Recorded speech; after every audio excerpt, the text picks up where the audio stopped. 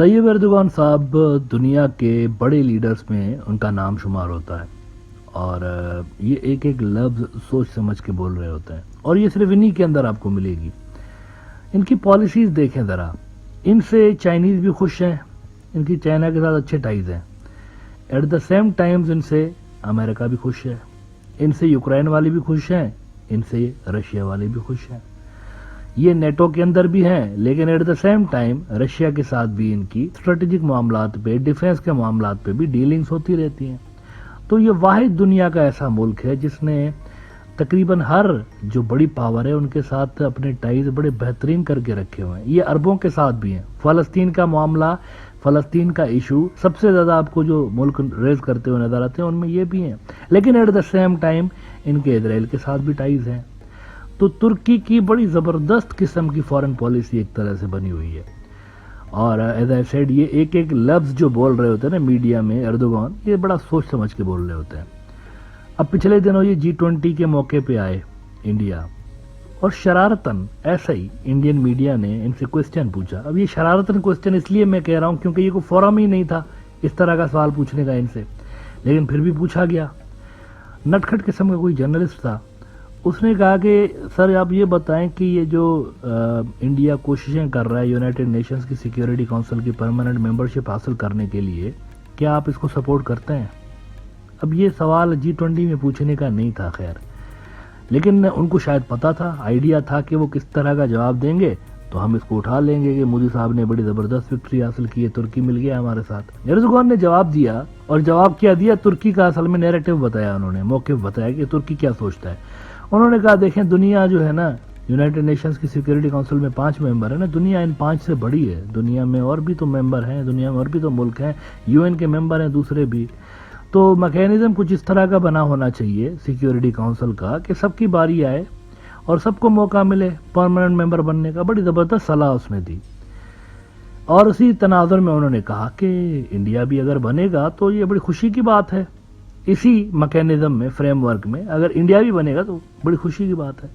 لیکن اس اسٹیٹمنٹ کو out of context کوٹ کیا گیا اور ایسا دکھایا گیا انڈین پبلک کو گویا کہ اردوغان اسپیسیفکلی بات کر رہا ہے انڈیا کی, ایکسکلوسیولی بات کر رہا ہے انڈیا کی. اور ہندوتوا کے جو تعلق رکھنے والے میڈیا آؤٹ لیٹس ہیں انہوں نے اس کو پاکستان سے جوڑنے کی کوشش کی کہ مودی نے پاکستان کا سب سے بڑا جو متر دیش ہے اس کو توڑ دیا, اس کو مودی نے اپنی طرف ملا لیا. یہ مودی کی بڑی زبردست وکٹری ہے, یہ اس کی ڈپلومیٹک فرنٹ میں بہت بڑی وکٹری ہے کہ پاکستان کو آئسولیٹ کر دیا.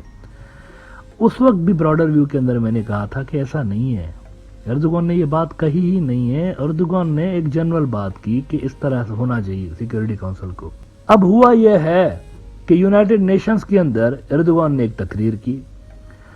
یونائٹڈ نیشنز کی جنرل اسمبلی کا اجلاس ہو رہا ہے نا امریکہ میں, تو وہاں اردوغان بھی گیا ہوا ہے. اردوغان نے وہاں ایک اسپیچ کی اپنی, اور اس اسپیچ میں اس نے ایسی ایسی باتیں کہی ہیں جو کہ میرے خیال سے انڈینز کو بالکل بھی پسند نہیں آئیں گی, اور وہ باتیں ظاہر کر رہی ہیں کہ انڈیا کے حوالے سے ترکی کی اتنے سالوں سے جو پوزیشن ہے, جو پالیسی ہے, اس کے اندر ایک رتی برابر بھی تبدیلی نہیں ہے. ایز اٹ از ان کی پالیسی وہاں پر جیسی تھی ویسے ہی ہے. اردوغان نے کہا کہ یہ جو کشمیر کا ایشو ہے نا اس کو فوری طور پر حل کرنا چاہیے, اس کو ایسے مت رکھیں. یہ جو یونائٹڈ نیشنز کی سیکیورٹی کونسل کی قراردادیں منظور ہوئی پڑی ہیں اس کے تحت اس کو حل کرے. نا یہ ایگزیکٹلی وہی لائنیں ہیں, وہی پوائنٹ آف ویو ہے, وہی نیریٹو ہے جو کہ پاکستان کا نیریٹو ہے. وچ مینز وہ جو چند روز پہلے G20 کے موقع پہ بڑکیں ماری جا رہی تھی نا, وہ سارا کا سارا جھوٹ تھا. اٹ واز اے لائے. کسی قسم کی کوئی تبدیلی ترکی کی نہیں ہے انڈیا کے حوالے سے. انڈیا کے ساتھ جو ان کے فارن ریلیشنز ہیں اس کے حوالے سے کوئی تبدیلی نہیں ہے. انڈیا کا بڑا news outlet India Today report کر رہا ہے کہ Turkish president raises Kashmir issue during UN general assembly address.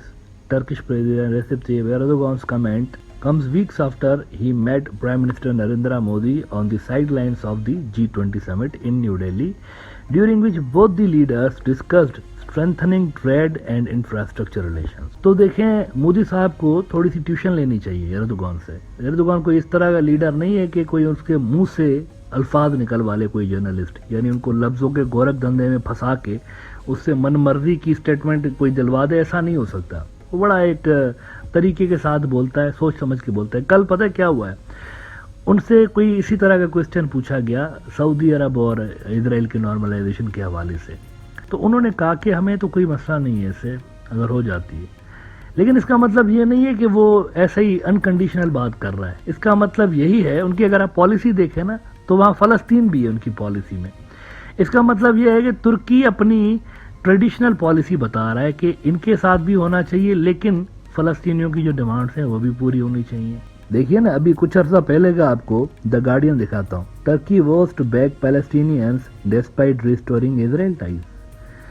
Comments by foreign minister come moments after Israeli PM announces full resumption of diplomatic ties. تو انہوں نے diplomatic ties resume کیے ہوئے ہیں, لیکن ایٹ دا سیم ٹائم جو فلسطین کے حوالے سے ان کا نیریٹو ہے, جو موقف ہے, وہ سیم ہے ایز اٹ از. تو کسی آئسولیٹڈ اسٹیٹمنٹ کو بیس بنا کے یہ امپریشن نہیں دینا چاہیے کہ کوئی پتہ نہیں انہوں نے کوئی اپنی فارن پالیسی تبدیل کر لی ہوئی ہے پوری کی پوری. ایسا نہیں ہے, اور یہی ان کی سکسیس کا راز ہے. جیسے کہ میں نے شروع میں بات کی, یہ واحد دنیا کا ملک ہے کہ جس کے رشیا کے ساتھ بھی بڑے زبردست ٹائز ہیں, جس کے امریکہ کے ساتھ بھی ٹائز ہے زبردست, یوکرائن کے ساتھ بھی زبردست ہیں, تو چائنا کے ساتھ بھی زبردست ٹائز ہیں. مطلب یہ آپ کو ہر جگہ ریلیونٹ ملیں گے, ایک ریلیونٹ پلیئر کے روپ میں آپ کو ملیں گے. پورا کا پورا نیٹو ان کے ساتھ ہے, یہ نیٹو کے ممبر ہے, لیکن ایٹ دا سیم ٹائم یہ S-400 بھی لے رہے ہوتے ہیں رشیا سے. اگر کوئی یہ کہے کہ بھائی اس طرح تو انڈیا بھی کرتا ہے, S-400 رشیا سے لیتا ہے, آئل بھی لیتا ہے, تو امریکہ کے ساتھ بھی ان کے ٹائز اچھے ہیں, لیکن چائنا کے ساتھ تو اچھے نہیں ہیں نا.